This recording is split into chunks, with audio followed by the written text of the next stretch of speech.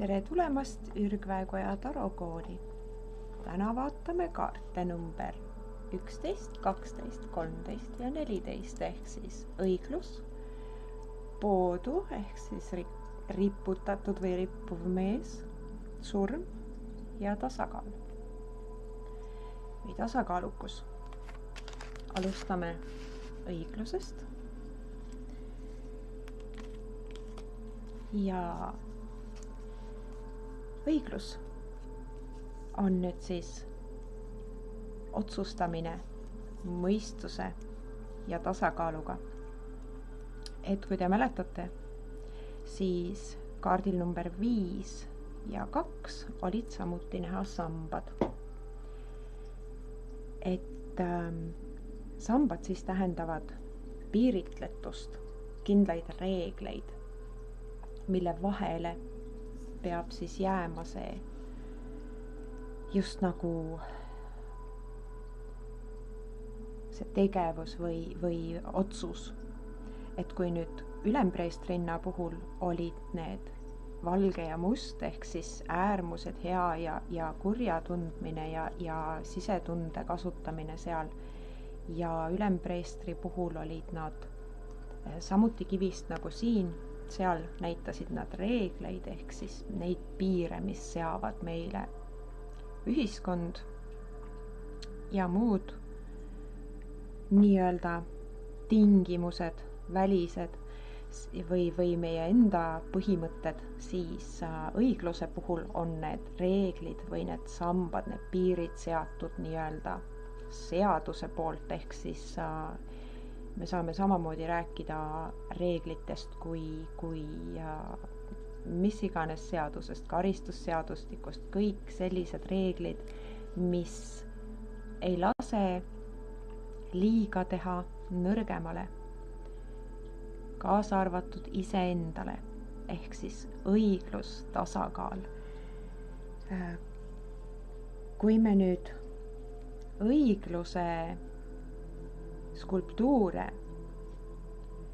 mäletame, mida me oleme näinud, siis väga paljudel kohtumajade juures kasutatakse seda nii-öelda sümbolit ja õiglusel on tihti ka silmad seotud, ehk siis sa ei otsusta asjade üle nende nägemise ja nii-öelda välimuse järgi, vaid sa otsustad õiglaselt, mõistusega ja südamega, mis peavad siis olema tasakaalus. Ehk siis õigluse juures emotsioonid kui sellised, neid ei eksisteeri. See punane kardin nii-öelda, mis eraldab siis teda muust maailmast, tähistabki seda, et ma olen erapooletu ja muust maailmast mitte mõjutatud. Kui me nüüd vaatame, näiteks siin kaardil on ta kujutatud kotkana, keda peetakse õigluse juures ka üheks sümboliks, tihtipeale on õiglus kui nii-öelda inimlik või jumalik voorus on kujutatud ka linnuga või linnuna, kui me mõtleme Vana-Egiptuse jumalanna Maat, kellel on kotkatiivad ja kes on see, kes kaalub hinge puhtust siis, kui on ülemineku hetk, ehk siis peale nii-öelda elust lahkumist, siis kaalutakse hinge puhtust ja siin on näha, mille järgi, ehk siis siin on suled ja siin on kristall, ehk siis need peavad olema tasakaalus, sinu hing peab olema puhas ja kerge ja mitte laskma üle kaaluda siis maistel väärtustel, ahnusel ja nii edasi, mis on siis õigluse vastas pooled või siis varjupooled, ehk siis ebaõiglus. Sest maiste varade tagaajamine tihti tekitab ebaõiglust kellegi suhtes või oma nii-öelda eesmärkide poole pürgimine nii, et sa teed kellelegi liiga, on siis nii-öelda patt või siis ebaõiglane. Siis siin kaardil on ta näidatud meesterahvana, ees on tal seaduse raamat, samamoodi me näeme elemente mõõk, kaalud, ehk siis mõõk, kaalude sümbol on siin täiesti olemas, aga siin on sambad must ja valge, ehk siis siin on seda väljendatud just nagu äärmustena, mille vahele siis see õiglus peab mahtuma ja kuidas peab otsustama, ehk siis halli ala ei tohi olla, vaid sa pead kaaluma kas ei või jaa, õige või vale. Ehk siis siin on see must ja valge niimoodi näidatud. Samuti huvitaval kombel on siin taga kardin mitte suletud, vaid avatud ja päike paistab siin taustal. Mis sümboliseerib siis seda, et kuna see päike on pea kohal või pea ümber, sümboliseerib see siis seda valgustatust või teadmiste valgust. Ehk siis selleks, et kohut mõista, peavad sul olema teadmised. Sa ei saa kohut mõista, kui sa ei ole näinud või ise olnud või siis ise kogenud. Ja see mustvalge põrand siin samamoodi viitab sellele korrapärasusele, mis siis õiguse mõistmise juures peaks olema esindatud. Vaatame veel mõnda kaarti. Siin on siis näidatud see õigluse pool, kus ära tee kellelegi liiga. Siin on püha koht või püha kivi, mille peal on siis kaalude märk. Sellele paistab päikesevalgus ehk siis see valgus, teadmiste valgus. Ja et see on püha, meie püha nii-öelda koht või püha kohus olla õiglane alati, kõigi ja kõige vastu. Ja ühtlasi on siin kivile raiutud ka spiraal, siis keldispiraal ja spiraal, mida meil ka Eestis näiteks Aegna saarel on näha. Nüüd on neid juba ka mujale ehitatud, aga Aegna saarel on siis nii-öelda väljakaevamiste käigus avastatud kunagi ammu laotud kividest samasugune nii-öelda aju kujuline spiraal, mida mööda siis kõndides saab iseenda keskmesse jõuda. Aga see on juba teine teema, aga et see iseenda keskmes ehk siis selles tasakaalus on võimalik siis õiglaseid otsuseid vastu võtta. Ja õiglaseid otsuseid ei võeta vastu kiiruga, mida esindab siin ka see väike ämblik, kes võrku koob. Nii, siin ja siin kaardil on näidatud ebaõigluse nii-öelda võimalikud tagajärjed. Siin on 2 kassi, siin on mees ja naine ehk siis vastaspooled, must ja valge. Kui kumbki nendest nüüd otsustab lahkuda või siis nii-öelda alla anda või olukorda nii-öelda lahendada sellega, et ma ei ürita seda tasakaalu või õiglust siin leida, vaid ma ajan selle tasakaalust välja, siis siin maas olevad teravad nii-öelda ogad näitavad selgelt, et mitte ainult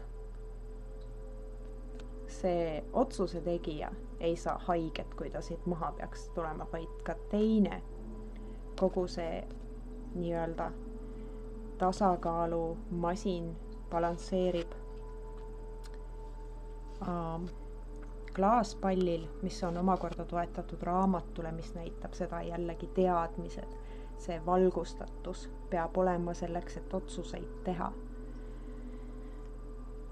Ja siin on samamoodi. Kuna kassid, valgustatust näeme siin on hai ja vesi. Sama asi vale otsuse või vale liigutuse puhul kukuvad mõlemad siia vette. Kassid teadapärast vett ei armasta, seega ei ole see mõlemale osapoolele või kummagile osapoolele eriti meeldiv, vaid siin ongi üleskutse säilitada ja hoida seda tasakaalu siis läbi oma otsuste.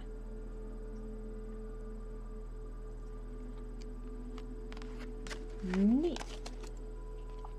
Järgmine kaart, poodu, ehk siis rippuv mees.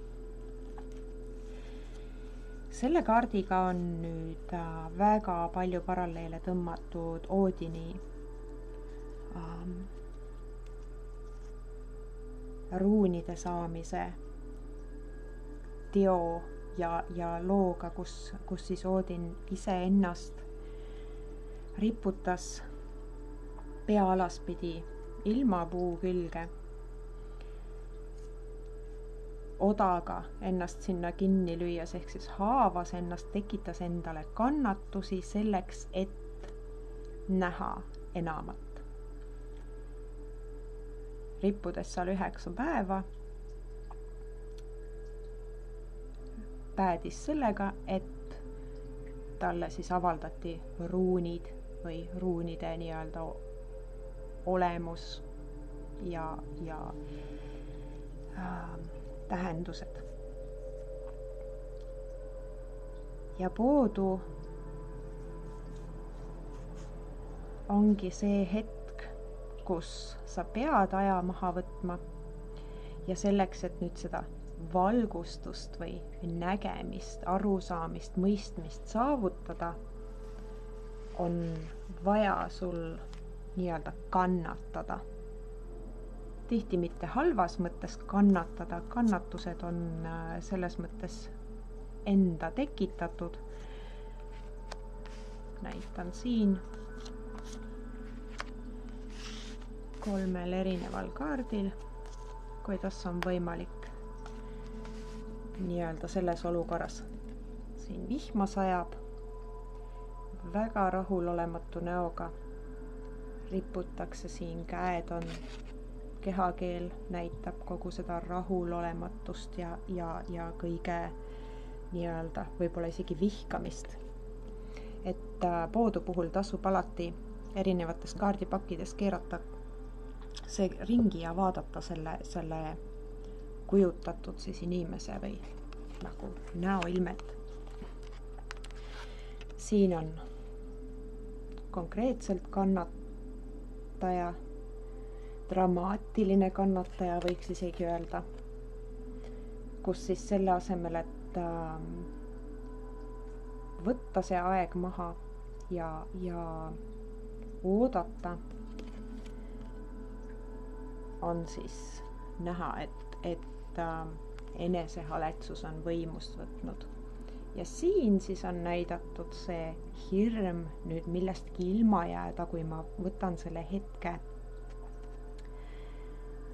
hirm kaotada ja see nii-öelda sõdimise vajadus või vastuhaku vajadus. Siin puhul on muidugi tegu sellega, alati on poodul käed lahti. See tähendab seda, et ta võib iga hetk ennast nii-öelda kõhulihaste abil siia üles tõmmata, end lahti sõlmida. Ometigi ta ei tee seda, ta lihtsalt rahulolematult ripub või siis rabeleb. Ja sellega kaotades rohkem, kui võib-olla isegi tahaks. ja siin kaardil on siis näidatud see valgustatus või see teadmiste valgus, mis siis tekib.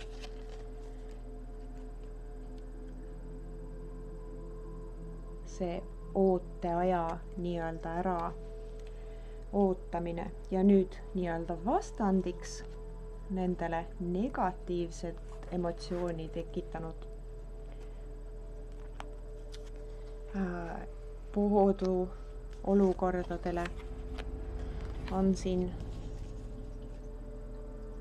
õppimisvõimalus ehk siis maailma vaatamine teise pilguga ja sellest õppimine ehk siis see valgustatus on siin näidatud raamatu kujul.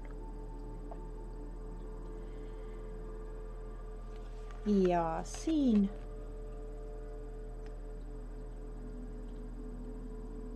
riputakse rahumeeli samal ajal nii-öelda joonistades ehk siis olete isegi võib-olla mingil hetkel kas telefoniga rääkides või siis midagi tehes võtnud pliiatsi ja paberi ja midagi sinna nii-öelda sirgeldanud. Ehk siis tema ootab rahulikult, kuni tal tekib see teadmine, arusaamine. Ta ootab seda infot ja veedab aega nii-öelda enesele meeldivalt või huvitavalt. Ta teeb ise nagu huvitavaks selle endale. Ja siin on nüüd näidatud, kuidas see vabanemise hetk, siin on teine nii-öelda rippuja on veel õppimas, ehk siis tal on raamatus on liblika pilt, tal on käes liblika võrk ja ta üritab neid nüüd püüda, ehk siis seda teadmist siis nüüd saada ja saavutada. Ent siin see rippuja on köidikutest just vabaks saanud, see vabastuse ja vabaduse tunne, kui sa ajad käed laiali ja naudid, sest sa nüüd saad aru, miks asjad on nii, sest nüüd sa oled tänulik, et sa ootasid ja ei rabelenud ja tänu sellele oled nüüd targem ja saad edasi liikuda juba palju stabiilsema ja tugevama jõuga. Ehk siis see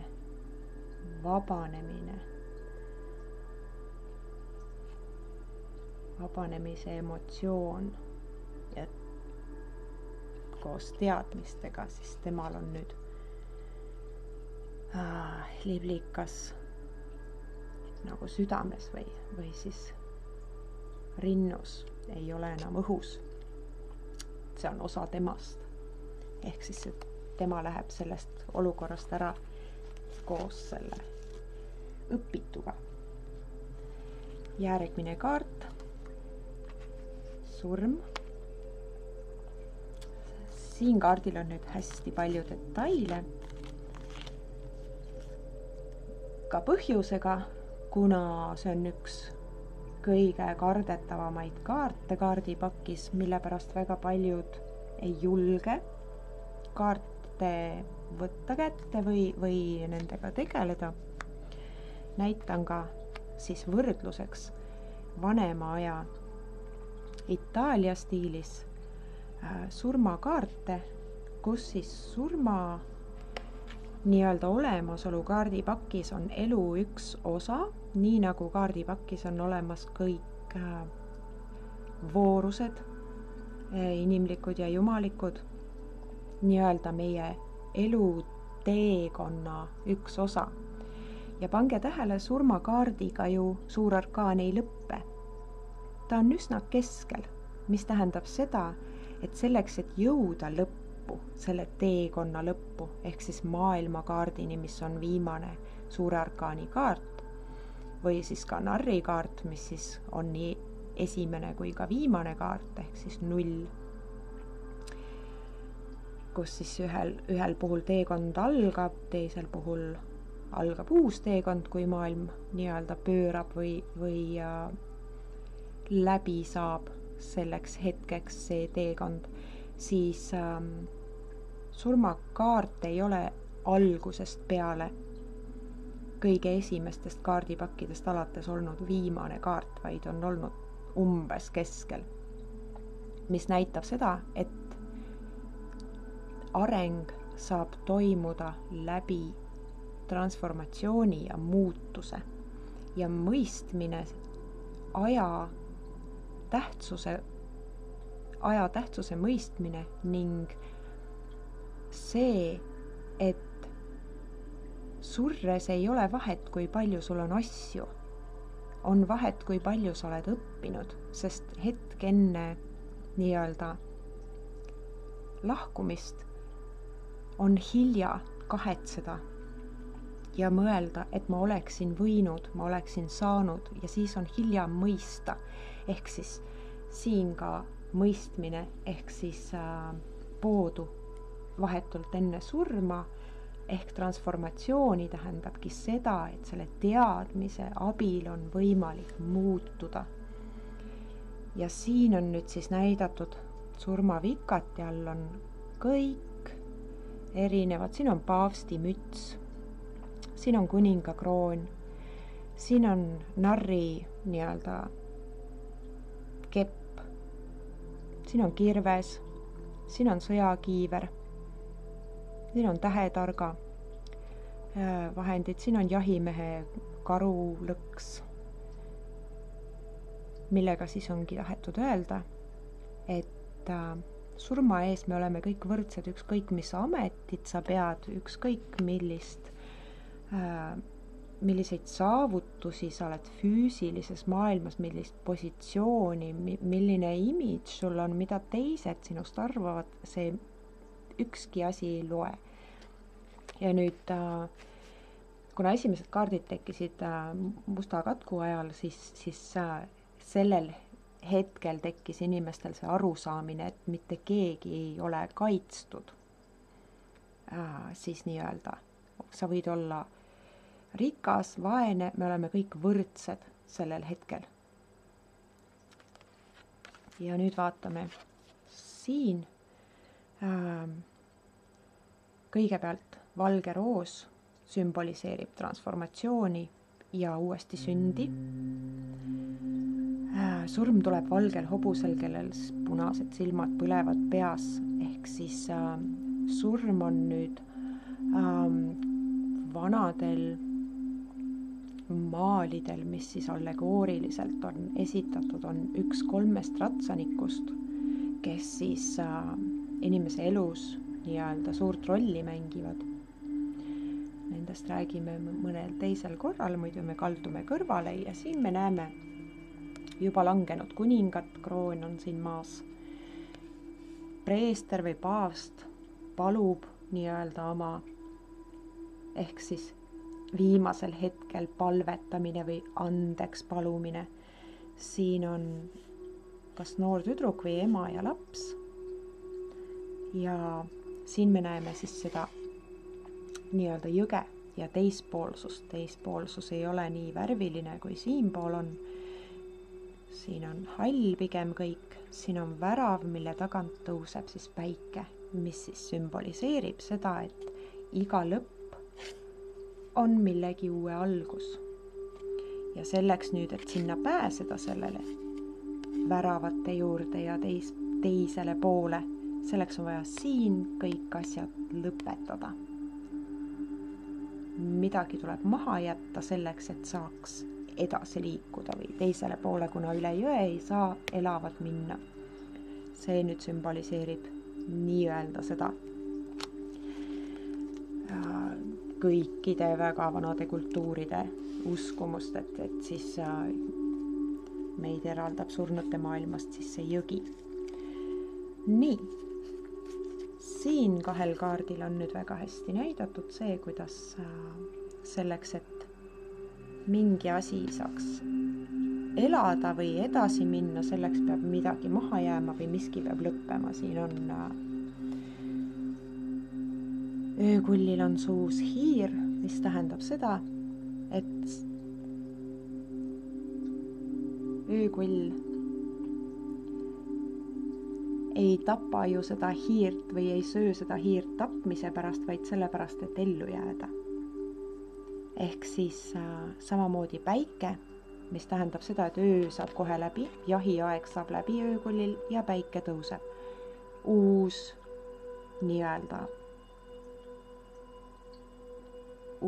aeg või uus hommik või uus valgus saab alata. Ja sellel kaardil on siis Botticelli maalilt kujutatud Kristuse leinamine, mis näitab või räägib siis sellest, kuidas sa ei saa taga nutta seda, mis on läinud ja nagu me väga hästi teame, siis tema ju selles mõttes ärkas üles, siis ülestõusmine saab toimuda ainult pärast lahkumist. Selleks, et üles tõusta, peab kõigepealt lahkuma. Nii, siin kaardipakis on nüüd näidatud, näitan seda ennem, varjude isandana.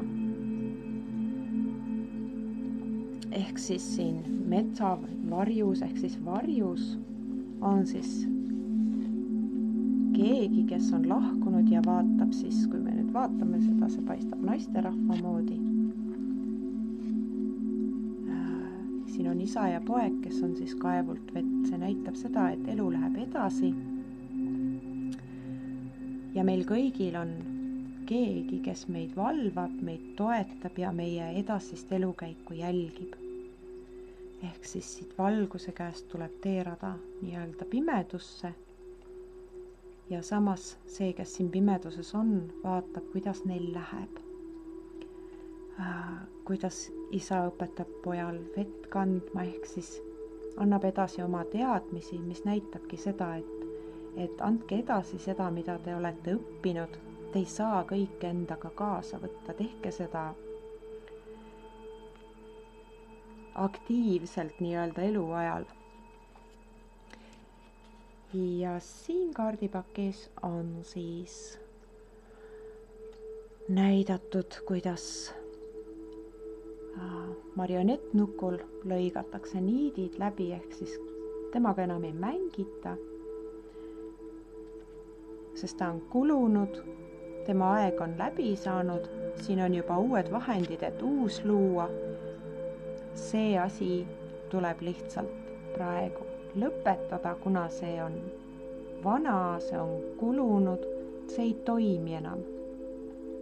Ja nüüd isikliku transformatsioonina see ongi see mõistmine, et elu läheb alati edasi. Kas meil on vaja kõiki neid asju? Ja selleks, et edasi liikuda, on vaja kõigepealt lõpetada mingid asjad. Olgu need lepingud, kokkulepped. Õhku ei saa mitte midagi jätta. Vastasel juhul me ei saa edasi liikuda. Me veame kaasas seda vana nahka nii-öelda. Ja igavesti paigale või siis nii-öelda arenemata või edasi liikumata me ei saa ka keegi jääda. Ehk siis meie aeg siin saab ühel hetkel otsa, kuidas me seda kasutame ja millal me sellest aru saame, et me saame väga paljut ise muuta, on siis selle kaardi põhiline nii-öelda sõnum. Väga harva näitab see kaart reaalset surma ja sellisel juhul loeb väga palju, millised kaardid seal kõrval on täpsemalt. Ja viimane kaart täna on tasakaal, mis on siis üks nii-öelda jumalikest voorustest, ahnuse ja apluse nii-öelda vastand, kus siis see on karskus, see on kui me nüüd võrdleme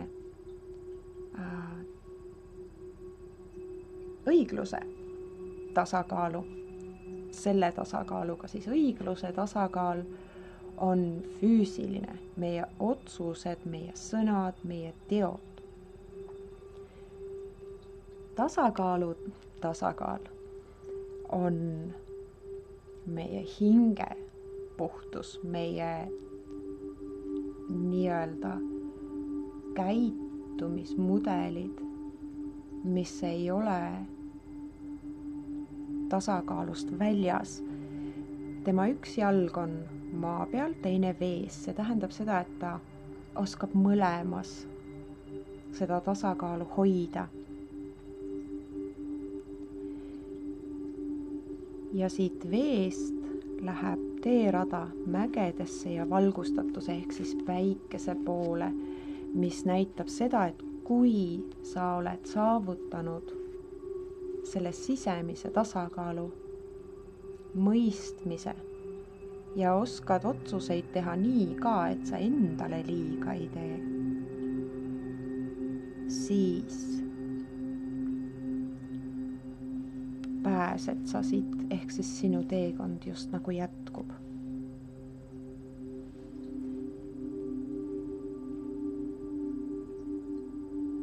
Et see hinge puhtus, mis nüüd õigluse kaardi juurest tuli, siin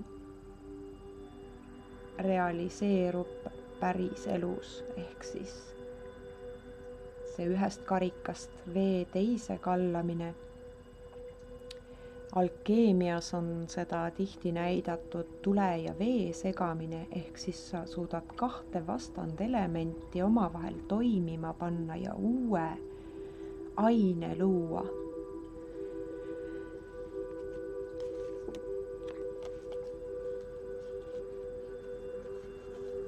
Nii, siin siis näidatakse seda nii-öelda maalähedaselt, kus sa pead nende veekannudega siit trepist üles saama. Ehk siis see tasakaalu hoidmise. Nii, et sa ka selle veega kuskile kohale jõuad, ega ei raiska aega, et sa pead siia jälle tagasi tulema, kuna sa oled oma kannud tühjaks kogemata vaarunud või kallanud.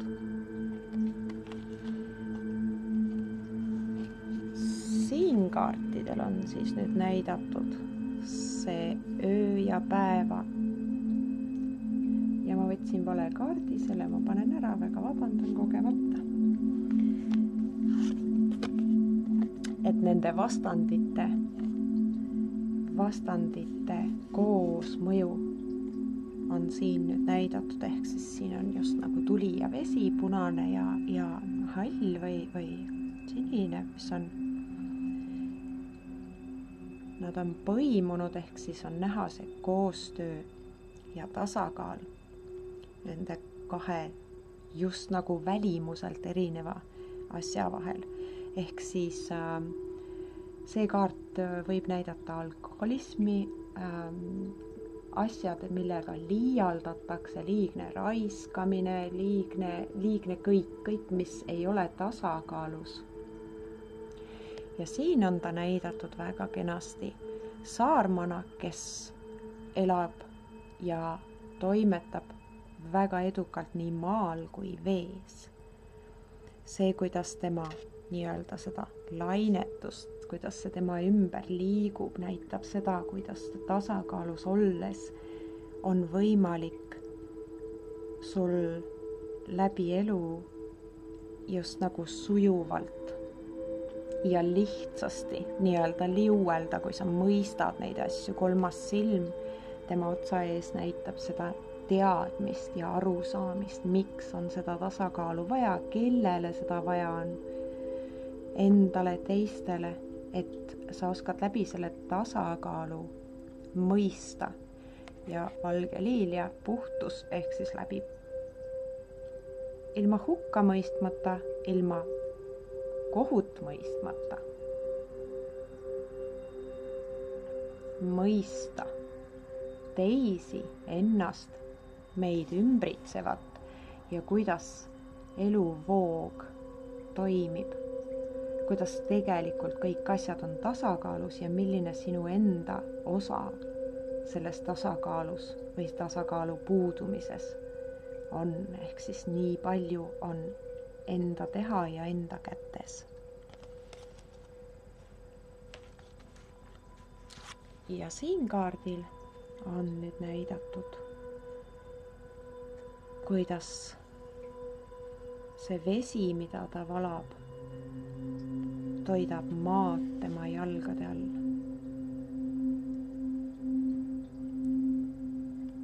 Ja vett valab ta munakoorest, munakoorde, kõike on küll, tal ei ole puudus.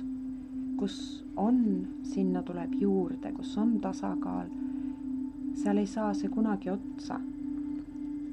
Need munad sümboliseerivad siis seda elu alget või just nagu seda puhtust. Ja maa, mille peal sa seisad, ei tohiks ju olla nii-öelda kuival või ikaldumas. Ehk siis see on kõik ring. Nii palju kui sa annad, nii palju sa ka saad, see on ka karmakaart, ehk siis see, mida sa teed endale. Kas sa mõistad seda või ei, on sinu enda nii-öelda teha.